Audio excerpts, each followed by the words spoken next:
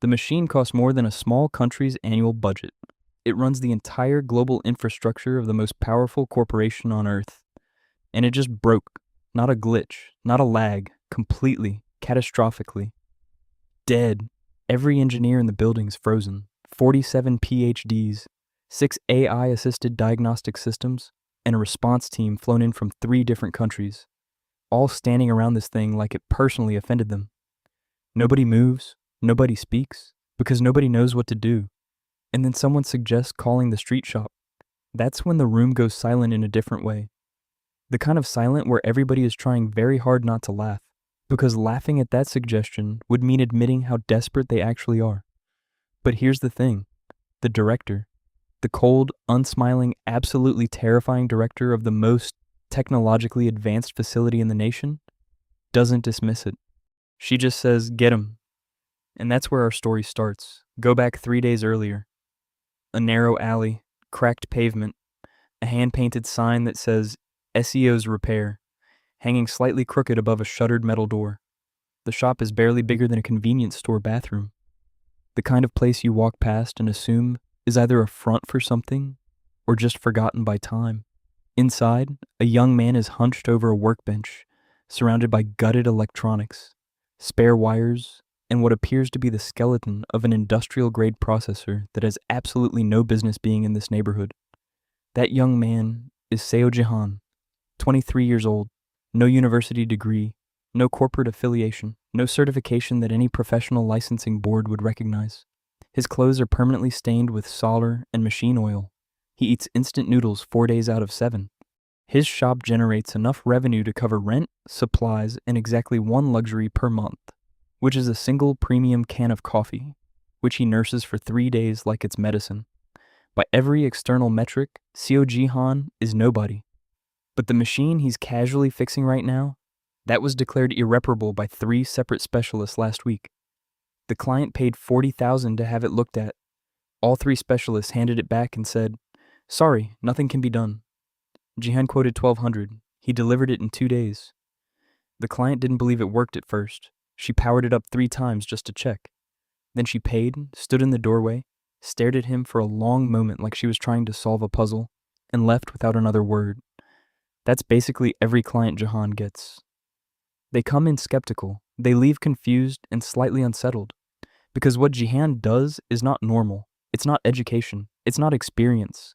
It's not even talent in the traditional sense. It's something else. The system appeared when Jihan was 16.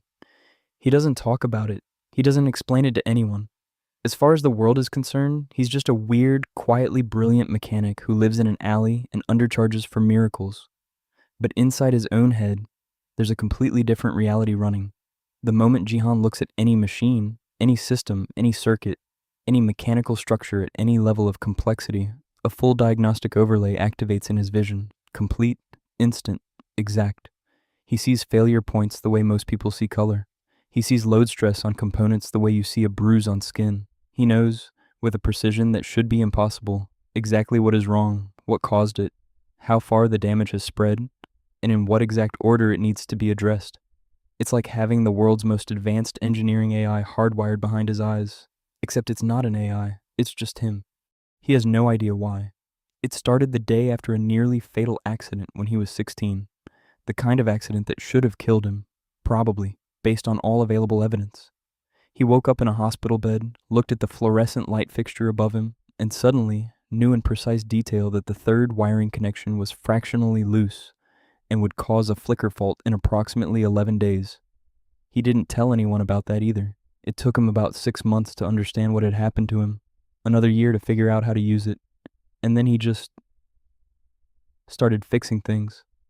Small things at first, household appliances, old radios, a neighbor's broken washing machine. Then word spread, the way word always spreads in tight neighborhoods, and soon people were bringing him bigger things, more complex things.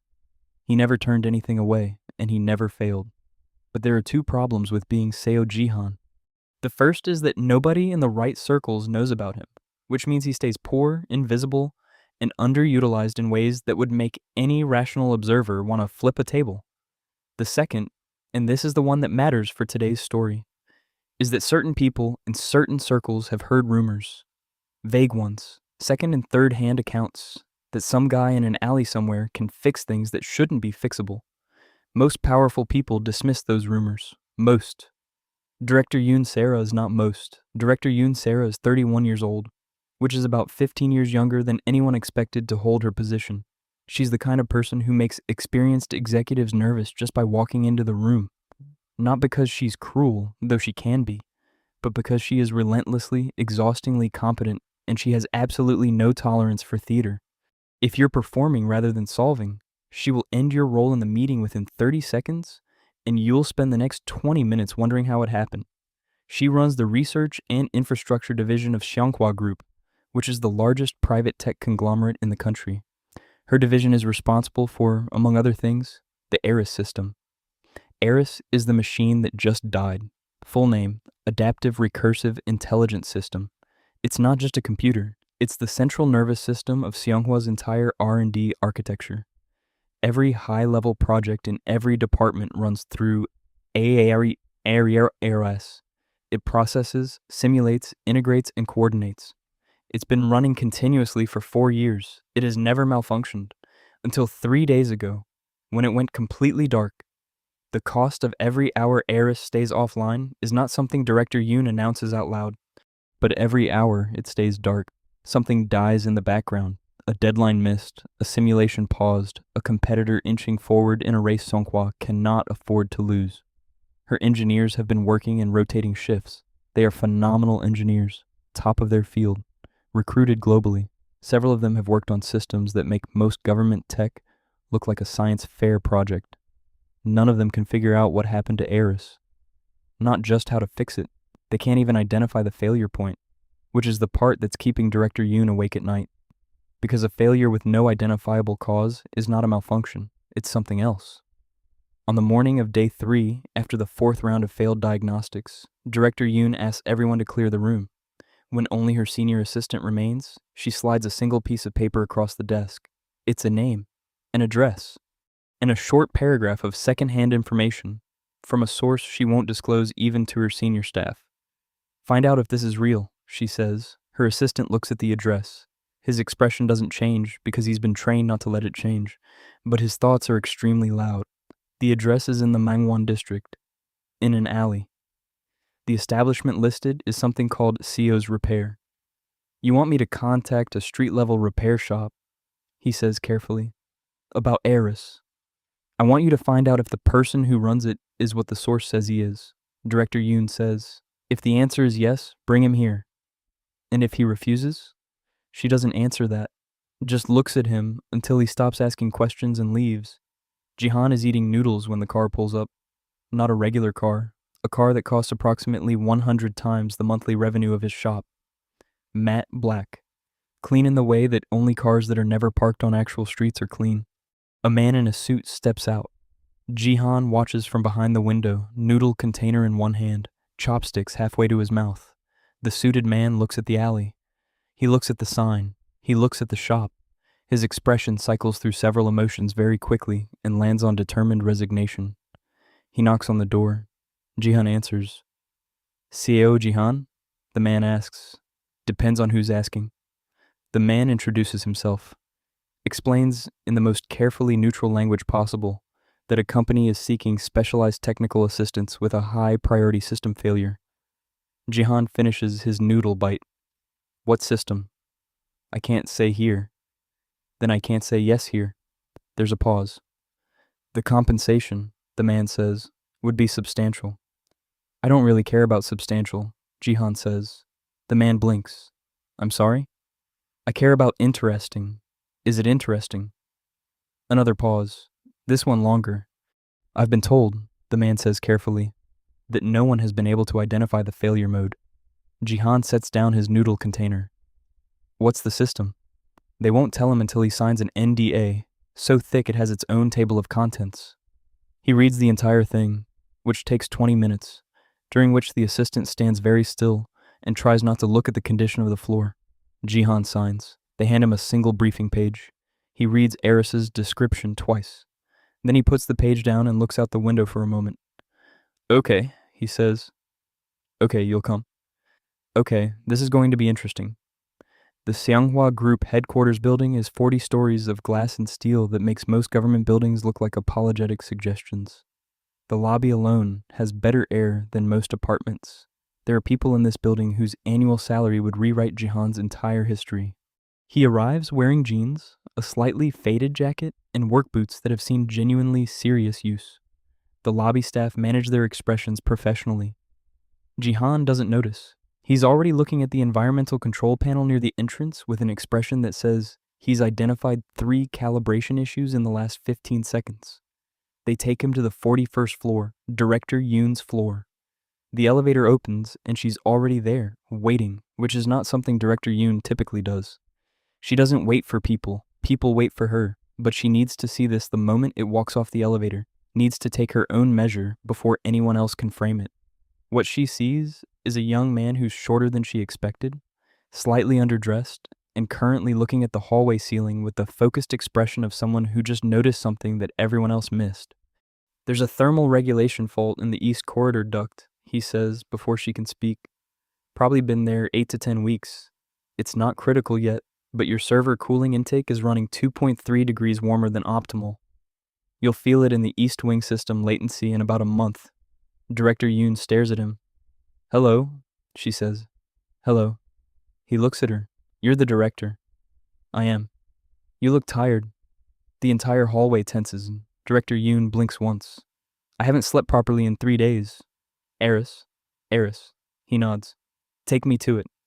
The Aerys chamber is in sub-level 3. It is, without question, the most expensive room Jihan has ever stood in. Every surface is engineered. The atmospheric controls alone represent more innovation than most countries' national tech budgets. It's cool, quiet, and absolutely still.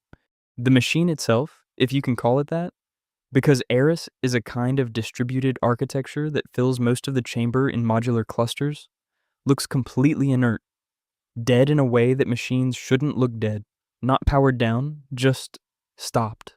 All 47 of Seonghwa's engineers are present, which means the room is very full and very quiet. They watch this guy walk in wearing work boots. Someone whispers something. It gets a small laugh. Jihan walks straight to the nearest Aerys cluster and puts his hand on the housing. His system activates. And the information that floods his vision in the next 4 seconds is unlike anything he has ever processed. Okay, let's talk about what Jihan sees. Because Aerys is not broken in a normal way. Any of the 47 engineers in this room would tell you that. The power systems are functional. The hardware integrity checks out on every module. The connectivity architecture is intact. There's nothing physically wrong with this machine. What Jihan sees, what his ability reveals in precise, merciless detail, is something that doesn't have a name in conventional engineering. Aerys didn't malfunction. Aerys stopped itself. Not a crash, not a failure cascade, not a bug. Something in the machine's recursive processing loops hit a condition it wasn't designed to handle, and rather than push through and corrupt everything, it found a way to simply pause. It's protecting itself. From what? Jihan moves slowly through the chamber, touching cluster after cluster, reading each module like a page in a book. The engineers watch him. The silence is no longer dismissive. It's something different now, careful, waiting. He stops at a specific cluster in the far north corner, the one that looks externally identical to every other cluster in the room. He crouches in front of it. "This one," he says. Director Yoon steps forward. "That's Tertiary Coordination Module 7. It's been checked twice. The diagnostics show it's clean." "Your diagnostics are checking for what they know how to check for," Jihan says. "This isn't that." He looks up at her. "Can someone bring me a level 3 disassembly kit and about 4 meters of optical trace cable?" A pause. "Also instant noodles if you have them. This is going to take a while." Nobody brings the noodles. They do bring the kit. What follows is 6 hours that nobody in that room will ever fully describe to outsiders, partly because they signed NDAs, and partly because they're not entirely sure they understood what they watched. Jihan works without stopping, without consulting documentation, without asking anyone for their assessment, or their data, or their 3-day diagnostic history. He moves through the module with the kind of targeted precision that makes the engineers, who are, again, among the best in the country, feel like they're watching something outside their frame of reference. He doesn't explain what he's doing. He just does it. At hour 2, he finds the actual problem. It's not a defect in Aerys. It's an intrusion. A very, very sophisticated intrusion that was designed specifically to not look like an intrusion. It mimicked a natural recursive processing error so perfectly that Aerys' own self-diagnostic systems couldn't classify it. So Aerys did the only thing it could without a confirmed threat ID. It stopped. The machine had effectively recognized that something was wrong without being able to say what, and shut down rather than let unknown code propagate through its full architecture. In a strange way, Aerys saved itself. And someone tried very hard to make sure no one would figure that out. Jihan looks at the code structure of the intrusion, mapped now in clear, readable traces across the optical line, and feels something cold move through him. This isn't a corporate espionage hack. This isn't even a nation-state level intrusion attempt, though it's close. This is something engineered by someone who understood Aerys' architecture from the inside. He doesn't say any of this yet. He just starts working on the extraction. The full removal takes another 4 hours. Director Yoon doesn't leave the room once. She stands, changes position occasionally, drinks 3 cups of coffee, and watches. She has watched a lot of people work in her career. She is a precise internal model for competence. What she's watching now sits outside that model in a way she is still calibrating. At hour 6, Jihan straightens up, sets down his tools, and says, "Restart sequence. Manual initialization on cluster group 3 through 9. Then let it cascade. Don't trigger the auto boot. Give it the room." The chief engineer looks at Director Yoon. She nods. They follow the sequence exactly. The silence in the room stretches, and then Aerys comes back on, not dramatically. Not with lights and sound, just a quiet, deep hum that rises steadily through the chamber, and then the monitoring screens around the room, beginning to populate with data, green across every board, every module, every connection point. Fully operational, no error flags, no warnings. For a moment, nobody speaks. Then someone at the back says, very quietly, "Holy..." Director Yoon silences them with a look. Then she looks at Jihan. "How?" she says. Not a question. More like a word she needed to say out loud. "Your machine is fine," Jihan says, "but you have a bigger problem." He pulls up the trace map he's been building on a secondary tablet. It's a detailed architectural diagram of the intrusion. Every layer, every disguise, every integration point. "This was built by someone who had full internal documentation access," he says. "The architecture mirrors match too precisely for anything else. You have a leak in your design division. Possibly multiple points. The room temperature changes. The intrusion itself is extracted," he continues. "But whoever wrote this knows Aerys better than most of the people in this room. And when they find out it didn't work, they'll try something else." Director Yoon stares at the trace map. "Can you identify the source?" she says. "I can tell you what to look for," Jihan says. "Whether you can find them is a different question." She looks at him, something in her expression that isn't quite any single emotion. "How much do we owe you?" she says. Jihan looks around the room, at the engineers, at the machine, at the trace map. "How much is Aerys worth to your operation?" "I won't answer that question." "Then charge me what you think is fair." She almost smiles. "That's not how payment works." "No," he agrees. "But I'd rather not spend 20 minutes negotiating when you have a security crisis to handle." A pause. "Name a number," she says. He does. It is, by every measure, absurdly low. Director Yoon looks at him for a long moment. "That's what you want?" "That's what I want." "Why?" He picks up his jacket. "Because the problem was interesting. That's already most of the payment." He's almost to the elevator when she stops him. "Seo Jihan." He turns. "You identified a design-level intrusion in a machine you'd never seen before," she says. "In 6 hours, without any of our documentation." He waits. "I want to know how." "Natural talent," he says. "She doesn't look like she accepts that." "What's your educational background?" "Does it matter?" "To me, yes. High school. Incomplete." Another beat of silence. "What do you want?" she says. "Actually, not for this job, in general." "What are you doing in a repair shop in Mangwon?" Jihan considers the question. "Fixing things," he says. "Things that don't need to be fixed by you specifically. Things that wouldn't get fixed otherwise." She looks at him. "That sounds like a waste," she says. "From where you're standing, maybe.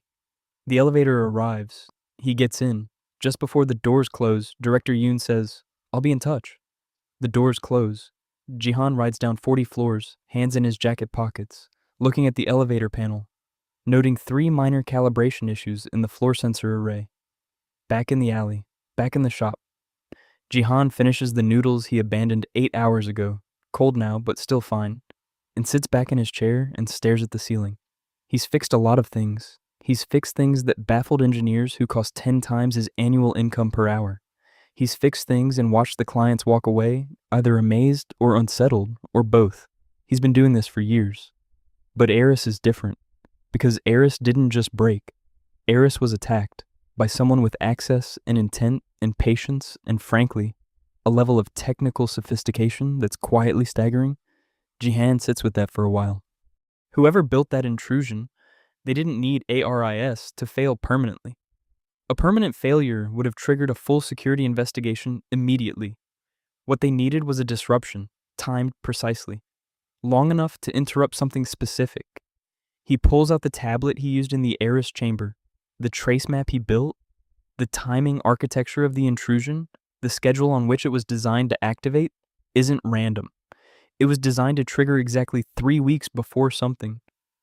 Jihan doesn't know what that something is, but it's there in the code like a countdown, quiet and exact. He stares at the map.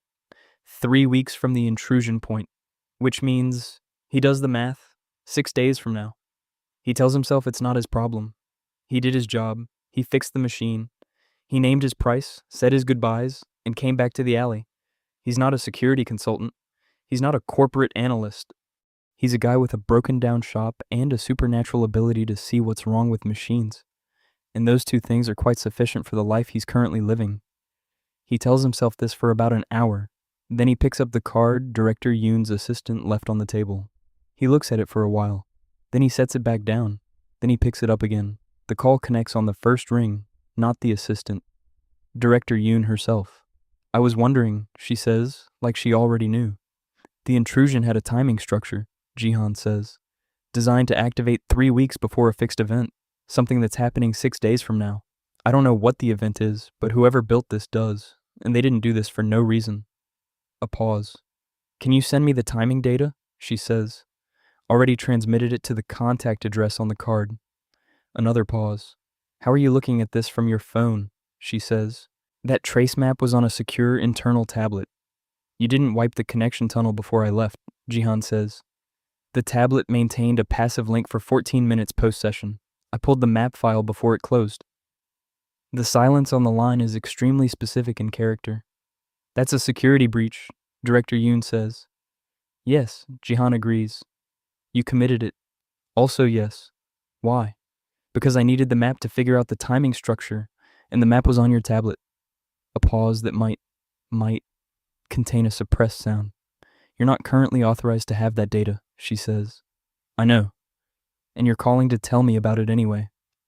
"I'm calling to tell you about the 6-day window," Jihan says. "The data thing is a secondary issue." "I see." Her voice is perfectly even. "What do you suggest we do about both of these issues?" "Hire me properly," Jihan says. "For the security problem, not the machine. The machine's done. But whoever did this is going to try again before that 6-day window closes, and next time they'll know the straightforward approach didn't work. You want to consult on corporate security. I want to find whoever built that intrusion, because that thing was elegant and I want to know what else they can do." A long pause. "That's a strange reason to request employment," Director Yoon says. "I have strange reasons for most things.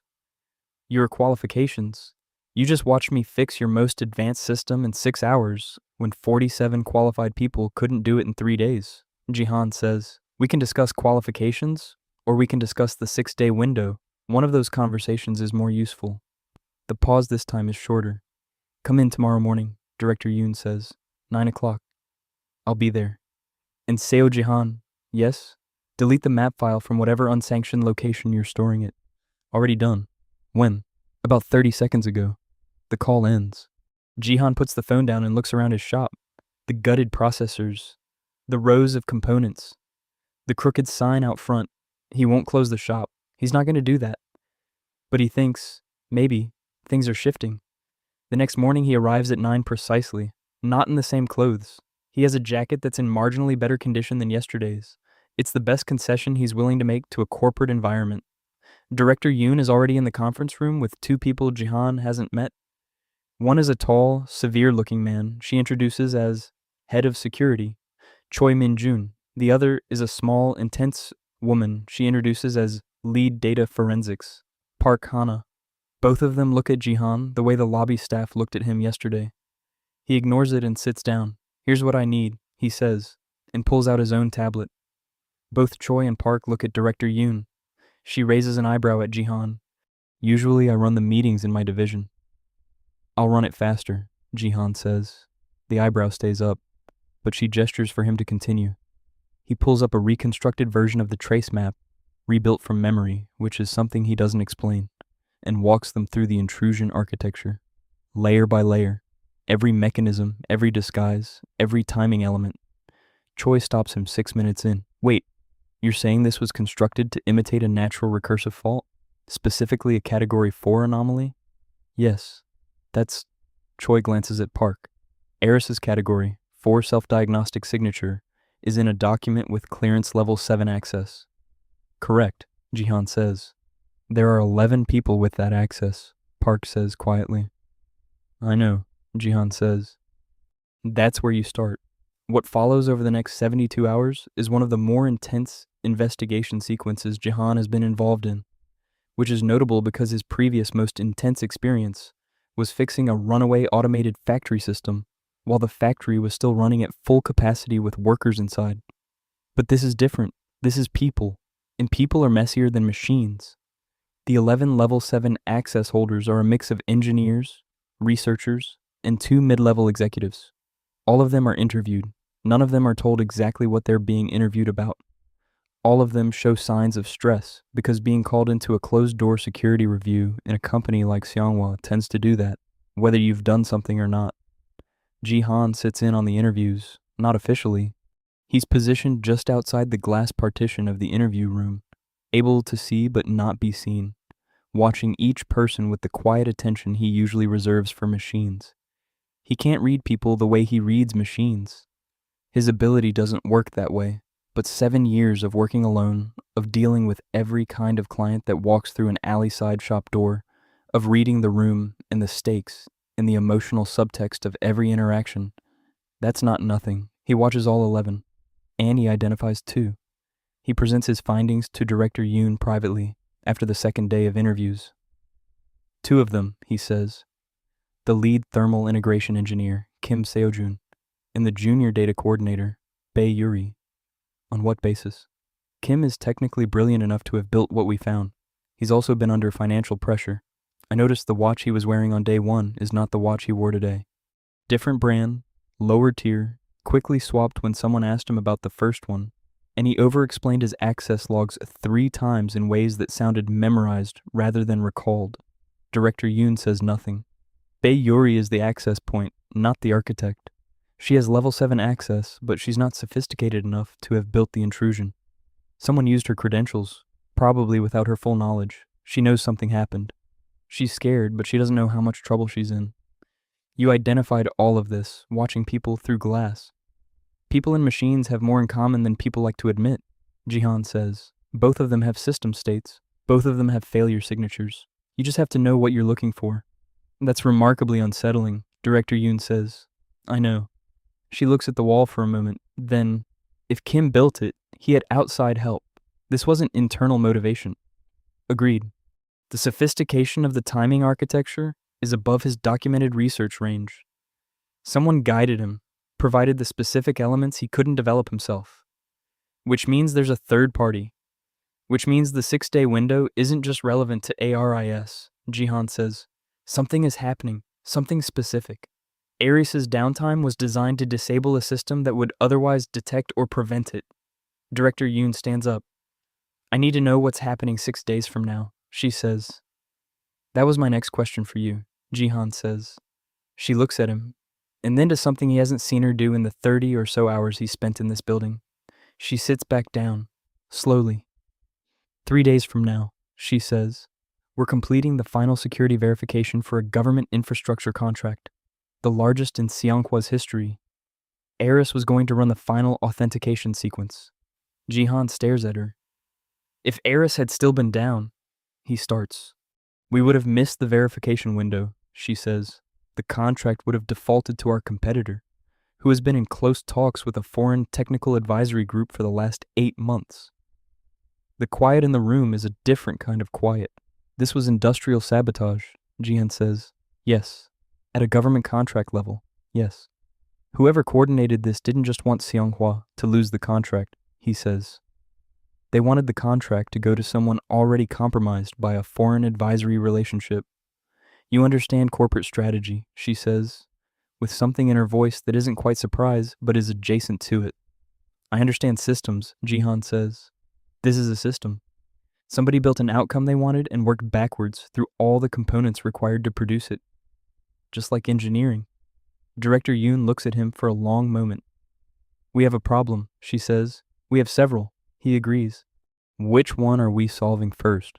They work through the night. Jihan, Director Yoon, Choi Min-jun, and Park Hana, a team assembled under circumstances that none of them would have predicted 72 hours ago, built around a young man from a back alley shop who technically has no clearance for anything in this building.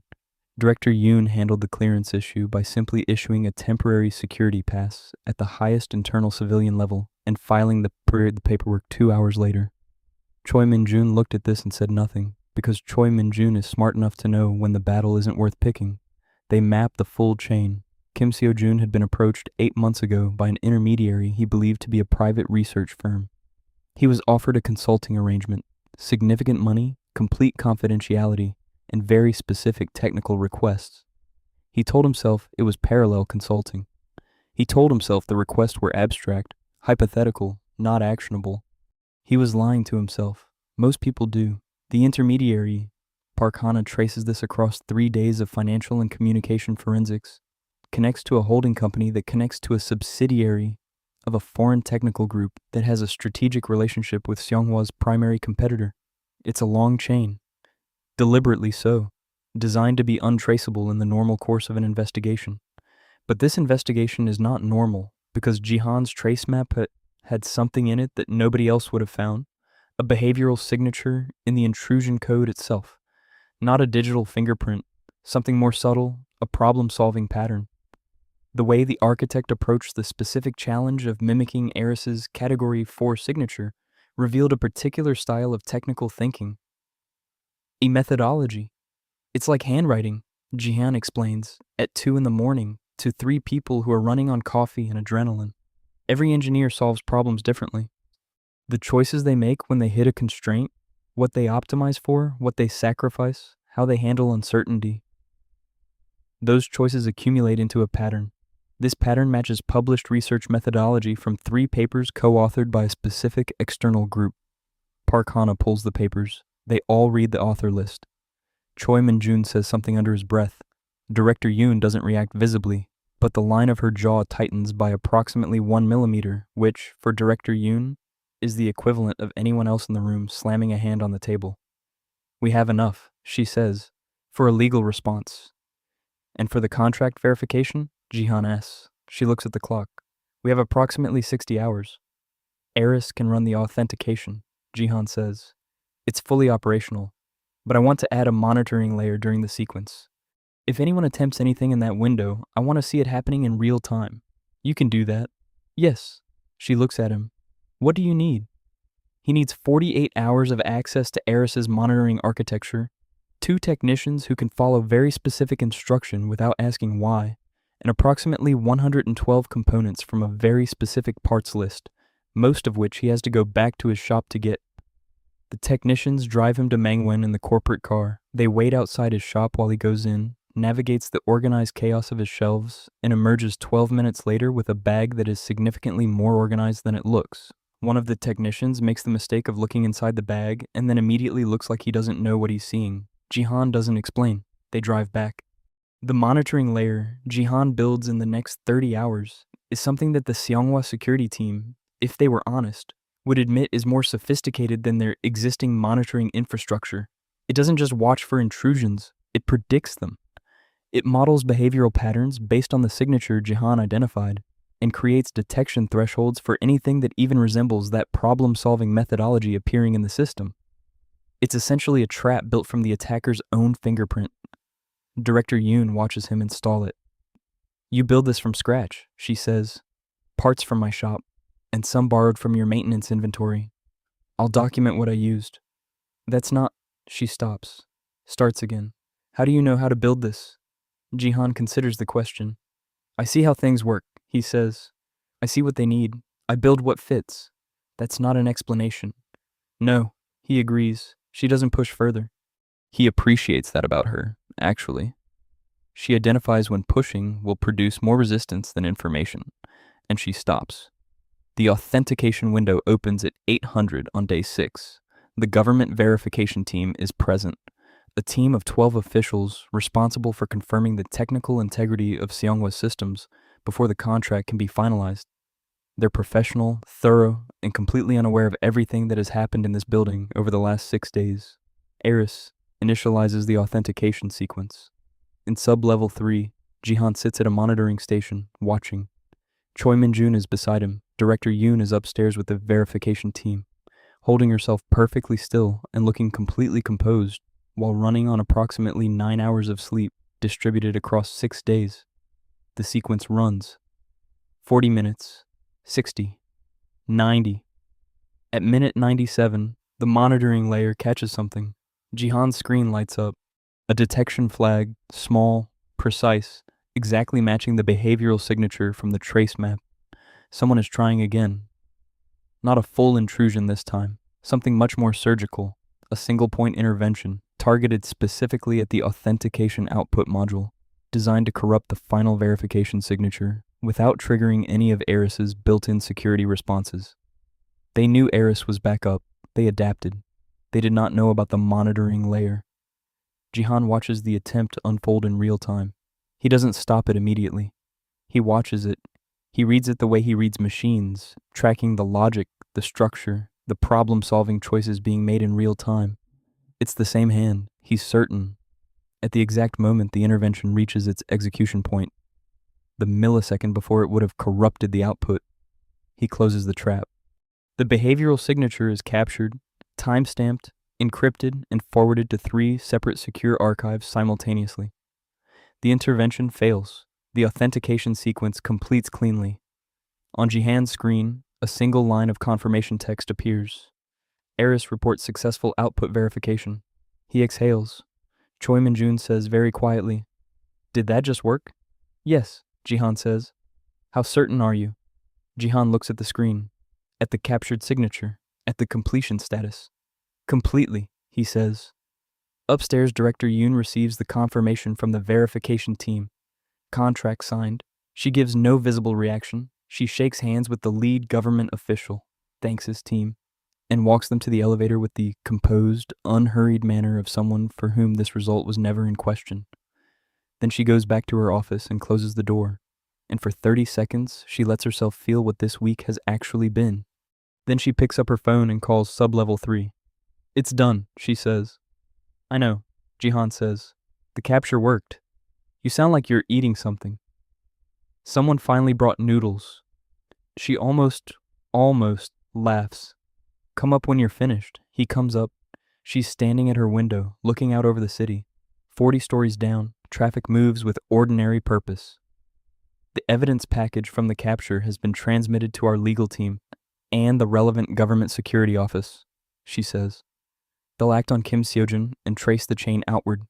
It's out of our hands operationally now." "Good. We're pursuing civil and potentially criminal action against the competitor subsidiary." "Also good." She turns from the window.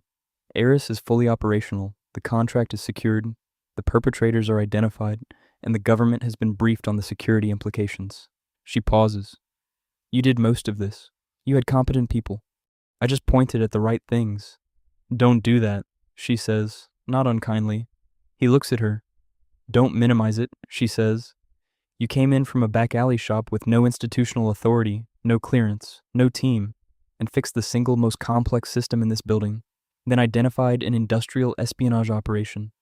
then built a real-time behavioral trap that caught an active intervention during a live government verification sequence. She pauses. That deserves acknowledgement. Jihan is quiet for a moment.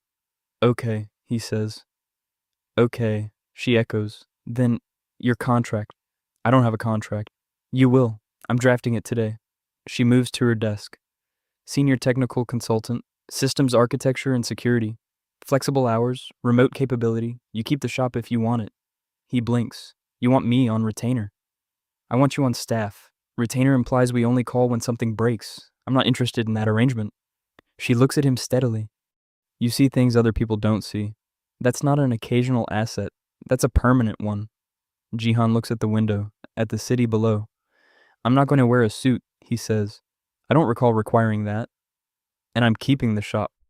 Also not in question. And if something interesting comes in through the shop, your time is your own outside assigned projects, she says. The shop stays. He looks back at her.